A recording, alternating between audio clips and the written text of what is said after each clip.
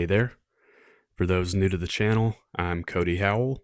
We're going to start with a little bit of my history in this video. So these screenshots here are from 2012. This was my second contest prep. The first one was in 2010, where I entered the teen and novice class and won both of those. In 2012, I entered the open class, and there were either 8 or 9 in my weight class, and this was a super qualifier.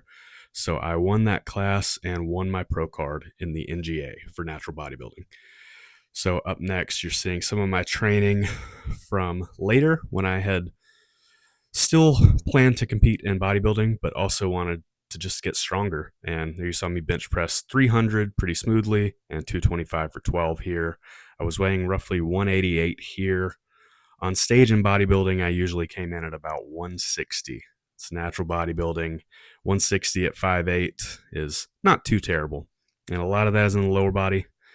As you'll hear often on this channel, my legs always have been more developed than my upper body.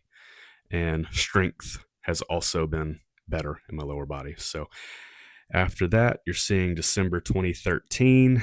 I was 23. This is my first and only powerlifting meet. And you'll see that my squat and deadlift don't really match up with my bench press. And I'm not sure if I had started with Dr. Mike Zordos at this point, or Zerdos, not sure how to pronounce it. But if not, I started shortly after this. I think it was after this when I started with Dr. Zordos and started doing daily undulating periodization.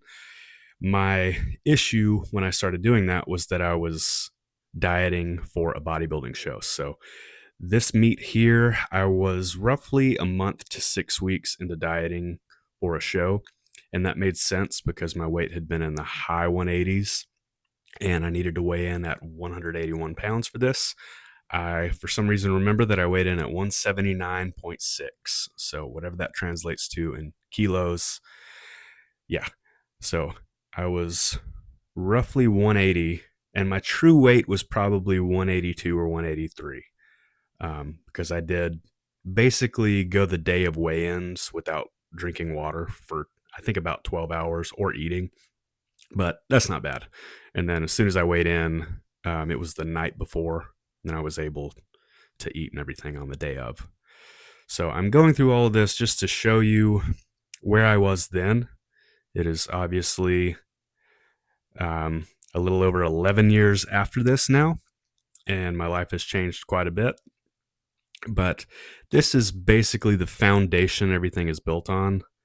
I would say that for the most part, I probably have slightly more muscle mass than I did then, but I'm not as lean, not nearly as lean, and I have not focused on powerlifting while in a caloric surplus for long enough to make progress on upper body movements.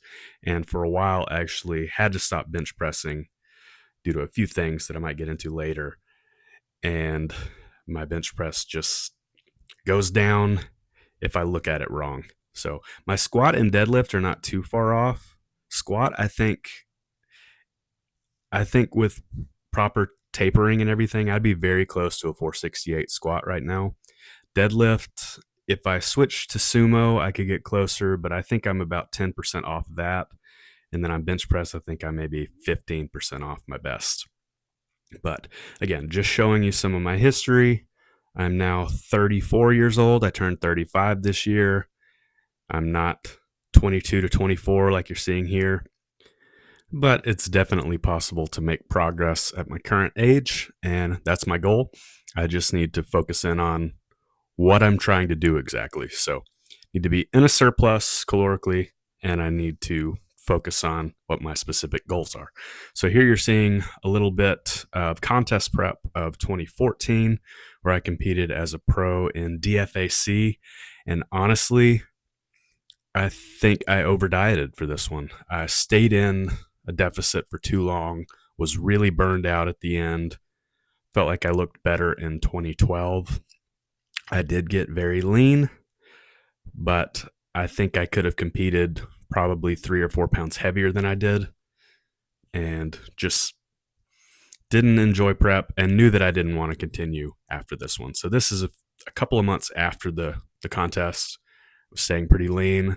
Never even had an urge to binge after this contest prep, which was different from previous ones. Just wanted to move on.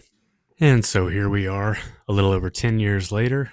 I am ostensibly 10 years wiser. That's debatable. But I do still have all of the things I learned from contest prep and from powerlifting. I was also a personal trainer for a little over 10 years, and I still maintain my certification with NSCA. I'm a certified strength and conditioning specialist. I was formerly a certified personal trainer with ACSM and a sports nutrition specialist with ISSN. But I let those two lapse because it just didn't make sense to maintain 3 certifications when I'm not directly working in that field anymore. But I do want to keep my CSCS certification for as long as possible. I enjoy a lot of the continuing education for it, and I think it's helpful and useful for me personally, if not for clients like it has been in the past. But we'll continue to do that. But you're seeing barbell deadlift. It's on the screen. 3 sets of 4 with 365 using that conservative max of 440. And you'll see that there's a drop down list here where I can choose any exercise from a list that I have also created. We'll go back to that towards the end of the video. And yeah, so every day I have this program, but every exercise is technically optional. Seated leg extension and one of those 3 options for hamstrings. And at any point in the program, I can adjust what the option list, where it's coming from, or add singular items to individual lists. And again, we'll go back over that list a little bit towards the end of the video. But lower body days are very simple. 3 exercises. I have 2 spaces open in case I decide to add something. And also that leaves this template a little bit more user-friendly if I decide to use it for a different program where I'm not doing something as taxing as deadlifts or squats first. So that's why it looks the way it does. And you can see a little preview on the right of my next very simple leg day with squat, hamstring curl, and belt squat. But for now, we're doing leg extension, the second exercise of this day. And as is always the case, I'm alternating between leg extension and hamstring curl. I'm almost always supersetting exercises unless it's something really taxing like squat, deadlift, or lately the bench press, which is what you will see up next after this leg day. On to bench press. 5x6 by 215. And if you watched my most recent dad bod episode, you know that I mentioned this one didn't go exactly as I hoped, but it did go well overall. So I needed to use myo reps, which just means I had to stop after a certain number of reps and use another mini set to complete 6 for each set. So completed 2 sets of 6 on set 3. I got through 5 and knew that number 6 would have been complete failure whether I completed the rep or not. So it ended up being 2 sets of 6, 1 set of 5 plus 1, and then 2 sets of 4 plus 2. The 4th set got cut off. A little bit of the 5th set got cut off as well. Not super important. Still got all the volume, got 30 total reps with 215 pounds. And you'll see that the RPE there is 10.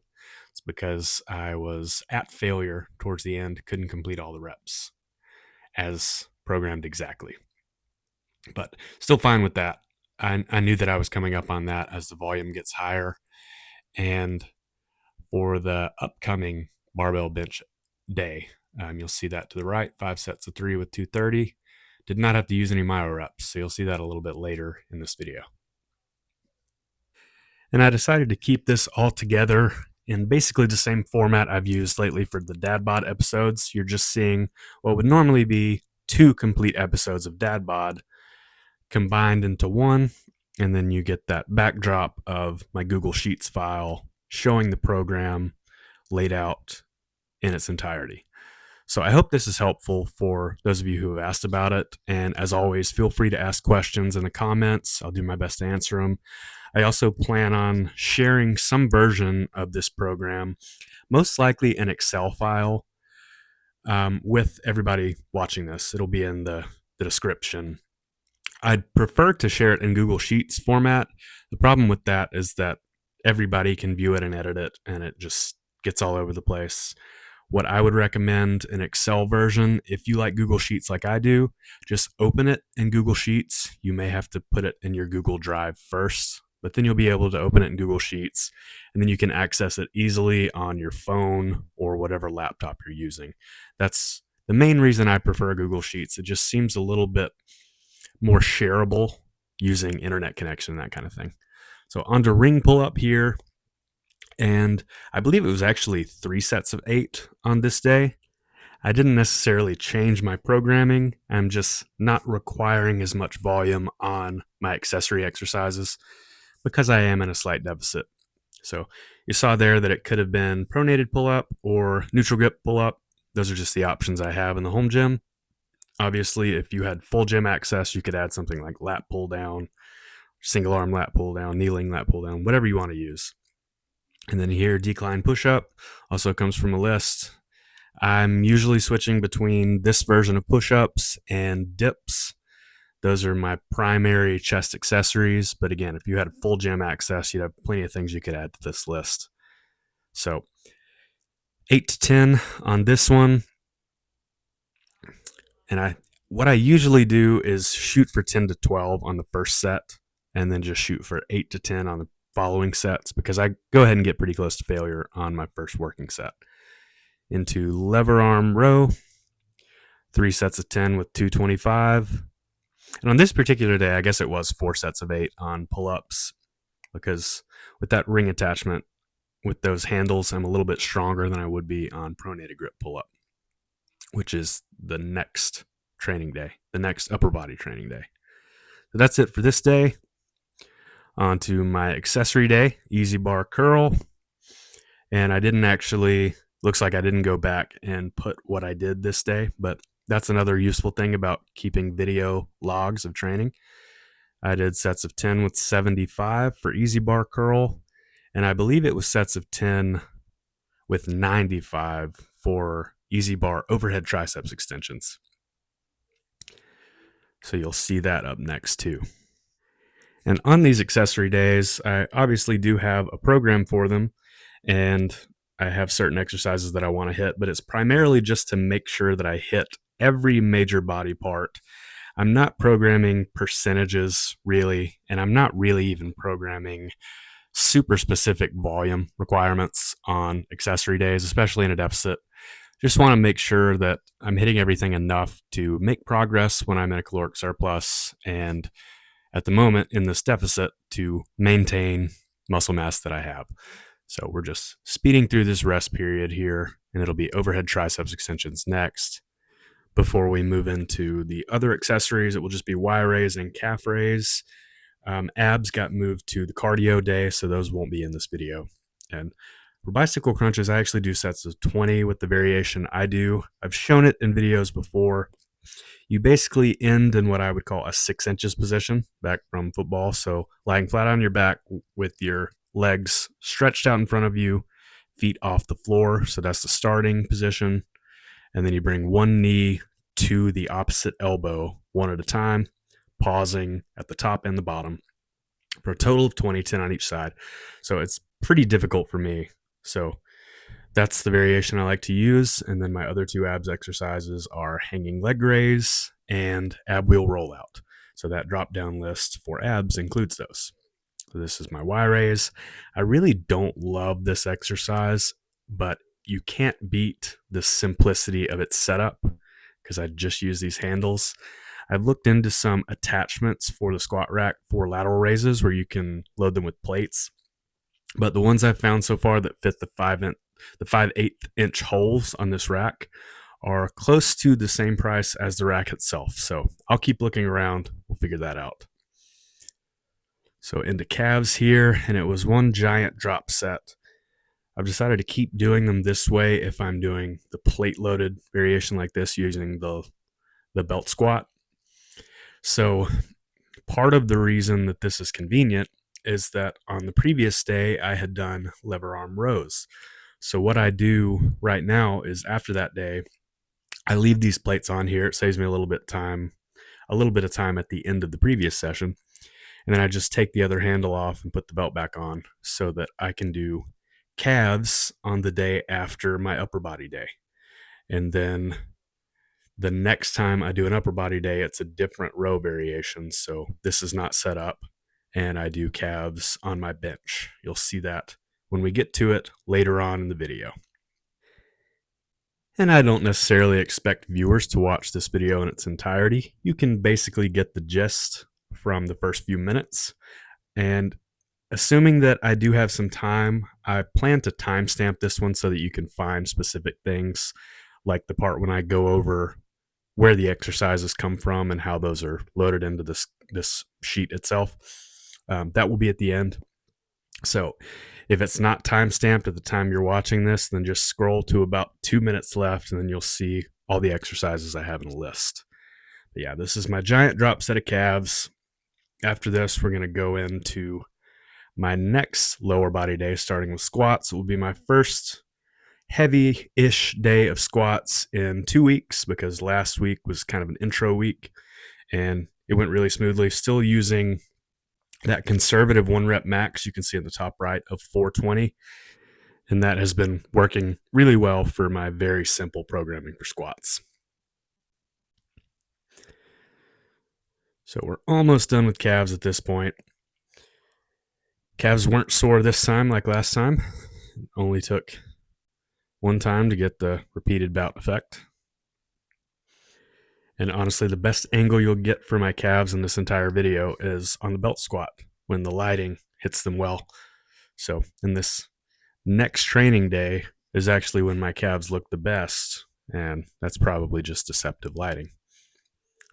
Yeah, that should be it for calves there. Yep. And this was my cardio. So walk with the little one. And I just set the stopwatch on my phone at the beginning, and then when we got back, it had been about 25 minutes. So about right. And then I've moved the training video to the left so that none of these are blocked on the right side. We're into barbell squats for 3 sets of 4 with 360. And that is based on a percentage of my max there.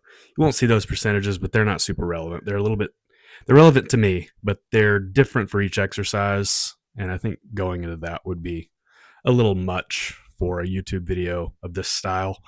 But when I share this, you'll be able to see those percentages directly. So that will be in the video description. I think I mentioned that earlier. If not, then I'm saying it now. So this training session, the little one is with me at this point. I don't think she was for the first set, but must have gotten up early on this day. It's usually on Sam Sulik for me just because it's chill. He talks a lot, so the videos are almost long enough for my entire training session. But now we're on to Miss Rachel, and I love Miss Rachel, but wow, am I tired of some of these songs. The little one, however, is not. So looks like this is what we're going with for the time being, at least when I'm training, because it keeps her still. But yeah, barbell squat, and then I had lying hamstring curl with 85 pounds. You'll see that next. I have recently gone up from 80 to 85, and I probably could have completed 4 sets of 8 if I just rested a little longer, but I'm fine with kind of trying to beat my last session's density. The best way to measure that would be to time my rest periods and everything. I'm not really doing that, but again, I'm not too worried about setting volume PRs or anything on accessory exercises. So got 3 sets of 8, and then on the last set I only got 6, and I believe this is my second set you're seeing. And the reason you rarely see that side of the garage right now is because I have a playpen 80% set up over there, but I'm missing the elbows, so it just lies on the floor and it's kind of a mess. So I'm just working around it until I get those elbows from the friend who was gracious enough to lend us this playpen. So the last exercise is belt squat, and it actually adjusts the number of sets in this program to give me fewer sets if I'm doing belt squat than I would have for sissy squat or something like that, because belt squat is obviously more taxing. And this is the video I was talking about where my calves look the biggest they have in any of these clips. Just the angle and the lighting. My calves aren't bad, but they don't match up to my quads. My hamstrings aren't bad, but they also don't match up to my quads. So always a work in progress. But sets of 10 with 345 on belt squat is pretty perfect. And it's also as much as I can fit on this belt squat attachment, unless I add an extension. So now we're going into my next barbell bench day, 5 triples with 230. And some of these were real grinders. I wasn't sure I was going to be able to get through all 5 sets, but I managed it. So that's good. I'm definitely overreached here, but that's a known part of this training program. Next week will be a full deload / taper, and then we're going to go into another program. I'm not going to test maxes. I'm going to stick with the same conservative 265 1 rep max.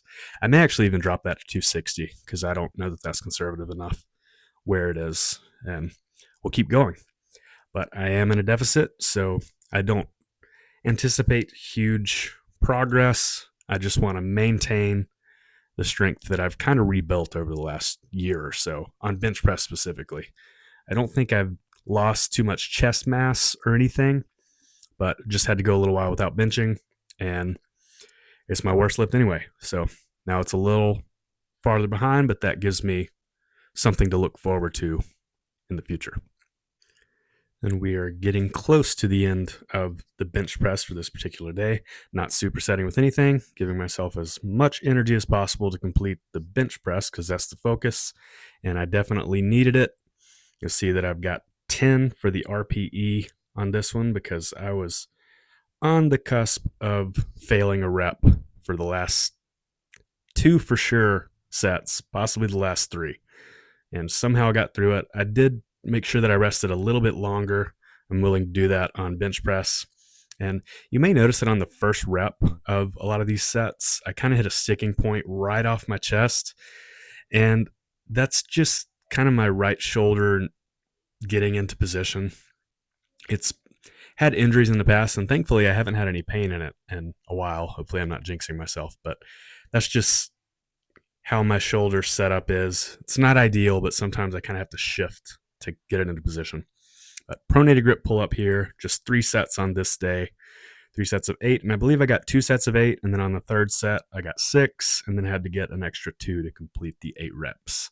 So pronated grip pull up, Sam Sulik on the TV. Very well might change back over to Miss Rachel soon. Don't remember if the little one joined me on this day or not. Into dips, 3 sets of 8. And then for my final exercise of the day, it will be barbell row. I did those pin lay style like in my last dad bod episode, but I don't quite put the weight on the ground at the bottom so that I can maintain tension and a stretch on my lats and upper back. So just keeps me under tension the whole set. And so there's obviously nothing magical about this program. It mostly just makes sure that I'm hitting everything with as much frequency as I can within my schedule without overtaxing myself.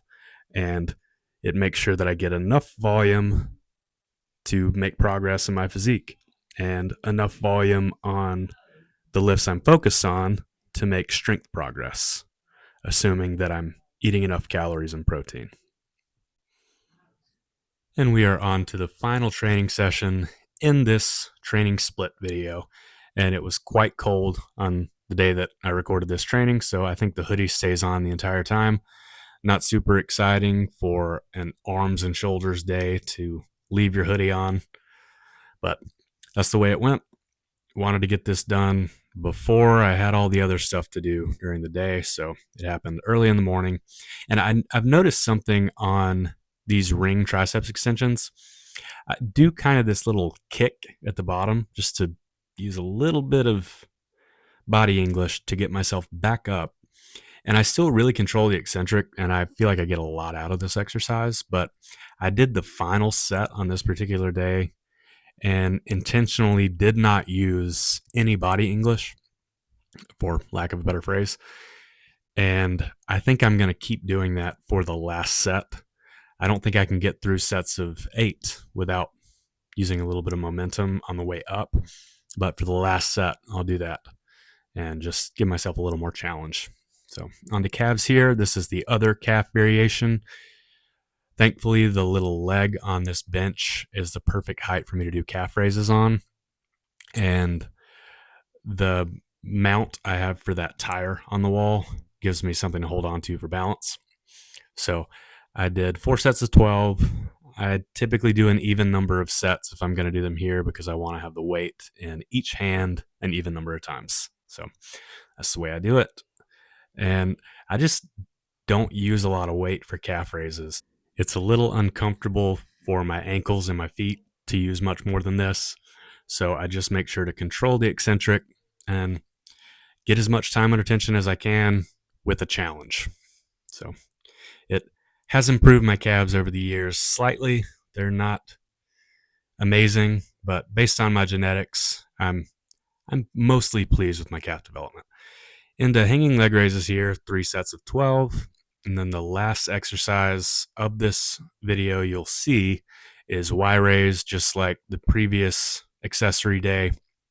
That's just the way it went this week. So 2 days of exactly the same thing for lateral delts, but no need to overcomplicate it just for the sake of complicating it. Yeah, and I'm not as close to the camera as it appears. I had to adjust my feet a little there. Looks like the little one came out here in the middle of this session, but that's pretty typical. Easy enough to work around that.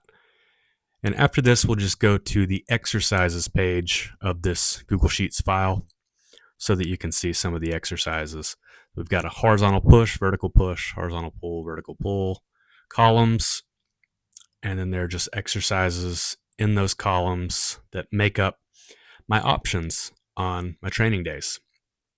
So I have like plyometrics right there. That's not in the program right now, but sometimes I'll throw it in there. And then for calves, I only have the one exercise just because I'm working with what I have at the house. But see some stuff in there that you may not see in most of my videos, but depending on what I'm focusing on, they may get thrown in, and I like to have them available. And if you're working with a full gym, you could use these lists and just add every option you have available, all the things you like, all the things that feel effective for you, and it would automatically make sure you're hitting every body part you want to hit. So I hope this has been both entertaining and informative. And as always, please like, share, and subscribe if you liked it, and don't if you didn't. I appreciate it.